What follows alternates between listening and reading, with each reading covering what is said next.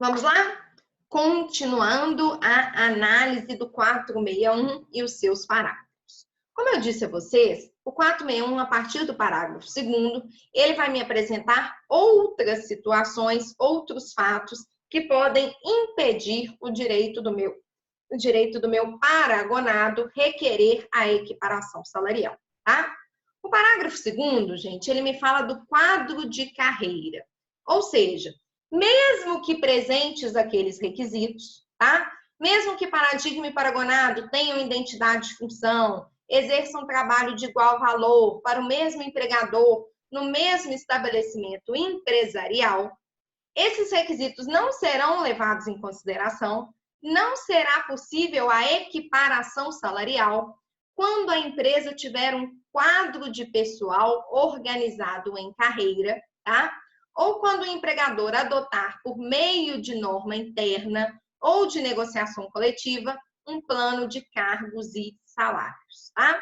Então, se a empresa, gente, ela tem um quadro de carreira, se ela tem um plano de cargos e salários, seja, né, determinado ali por norma interna ou então por um instrumento normativo, esse quadro de carreira, esse plano de cargos e salários vai impedir a equiparação salarial, tá? Lembrando, gente, que nos moldes do parágrafo 2º, esse quadro de carreira, esse plano de cargos e salários não precisa ser homologado pelo Ministério da Economia, não precisa ser homologado nem tampouco registrado em nenhum órgão público, tá? E dentro desse quadro de carreira, gente, as promoções elas podem ser feitas por merecimento e por antiguidade ou por apenas um desses critérios, tá? Então, o meu quadro de carreira, ele pode, por exemplo, promover as pessoas de 3 em 3 anos. Então, ela escolhe ali, né, a questão da antiguidade. Quanto mais tempo você fica na empresa, você vai galgando promoções, tá? Ela pode também ter a questão da promoção apenas por merecimento. Merecimento, né, gente, é quando é através das análises de desempenho que são feitas daquele empregado, titulação também é considerado, tá? Merecimento. Ou então, ela pode ter um quadro de carreira que mescla esses requisitos. É o caso da PUC Minas. Na PUC Minas, você tem a promoção no quadro de carreira, tanto por antiguidade, a cada 3 anos o professor ele sobe um degrau na carreira, quanto por merecimento.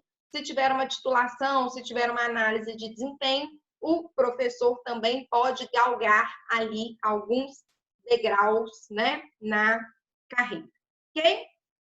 Gente, seguindo, outro fator que pode ser impeditivo à equiparação pelo paragonado é o parágrafo 5º, tá?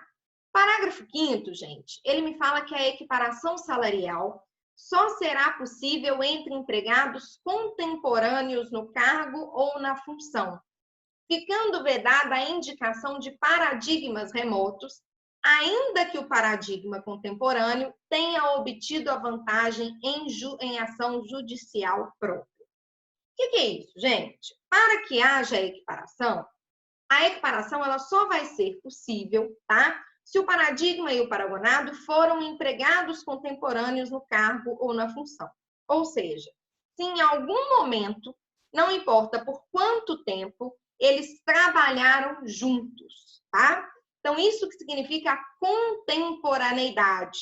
A contemporaneidade é que, em algum momento, não importa-se quanto tempo, não é determinado o lapso temporal, paradigma e paragonado têm que ter trabalhado juntos, tá? A partir do momento, gente, que eu trago esse requisito, que eu falo que a equiparação ela só é possível entre empregados contemporâneos no cargo ou na função, eu acabo vedando algo que acontecia antes da reforma trabalhista, que é a indicação do paradigma remoto, tá? O que é o paradigma remoto, gente? Aquele paradigma distante, mas que acaba chegando ao paragonado, né? Através do seu paradigma imediato. Então, pensem na seguinte situação. Eu exerço a mesma função, tá? Eu ganho, por exemplo, R$5.000 para exercer a função de operador de telefonia 2, beleza? E aí eu ouço falar que um empregado que trabalhava na empresa, quando saiu da empresa, pediu equiparação em relação a outra pessoa e exercia as mesmas funções que eu, era operador, né, de tal, etc., e conseguiu aumentar o salário dele para 7 mil reais. Perto de mim, não tem ninguém que exerce a mesma função que eu, que recebe 5 mil reais. Então, eu não tenho um paradigma contemporâneo, mas eu corro atrás. Aí eu vou conversar com essa pessoa que ganhou, e essa pessoa que ganhou, ela me fala que ela usou como paradigma alguém que trabalhou na fábrica em determinado período.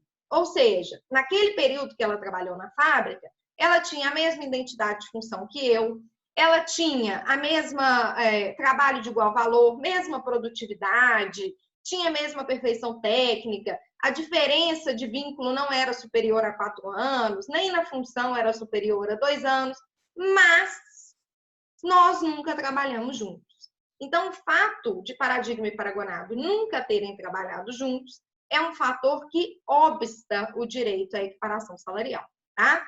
Então, para ser utilizado como paradigma, eu tenho que ter esse requisito da contemporaneidade, tá? Tem-se que ter, em algum momento, laborado juntos, no mesmo cargo ou na mesma função, paradigma e paragonado. Por isso que se veda o paradigma remoto, que é o exemplo que eu contei para vocês. Se veda que eu pegue um paradigma que nunca laborou comigo, embora exerça, né, embora preencha os demais requisitos da equiparação salarial, por ele ser um paradigma remoto, por ele ser um paradigma distante, ele não pode ser utilizado como paradigma do meu paragonado específico, tá? Outra questão também, gente, que obsta a equiparação salarial, tá? Eu já vou pular aqui, depois eu volto para esse slide, é a questão do paradigma readaptado, tá? O parágrafo 4º, ele fala que o trabalhador readaptado em nova função, por motivo de deficiência física ou mental, atestada pelo órgão competente da Previdência Social, não servirá de paradigmas para fins de equiparação salarial. Gente, o que é aquele funcionário readaptado? Funcionário readaptado, gente, é aquele que, em virtude de uma doença funcional, em virtude de um acidente de trabalho, ele acaba perdendo um pouco da sua capacidade laboral. Então, não é mais possível que ele exerça as mesmas atividades que ele exercia antes da perda dessa capacidade laboral, antes do acidente do trabalho, antes da doença funcional. Mas como ele não perde a capacidade laboral por completo, ele é readaptado na empresa, ou seja, ele volta à empresa, mas readaptado em uma nova função. Ele passa a exercer uma nova função. Só que, amores, saiu aqui, em virtude, né, como nós sabemos, da irredutibilidade salarial, esse empregado readaptado, ele não pode passar a receber um salário inferior porque ele está exercendo uma função inferior. Ele não pode ser prejudicado por conta de uma condição física que foi alheia à sua vontade, por conta da perda de uma capacidade laboral em virtude de um acidente de trabalho ou em virtude até mesmo de uma doença funcional. Então, esse empregado, quando ele é readaptado, ele passa a exercer uma função que o salário seria menor, tecnicamente, mas continua recebendo os salários da função que ele exercia antes desse acidente do trabalho, antes dessa doença funcional.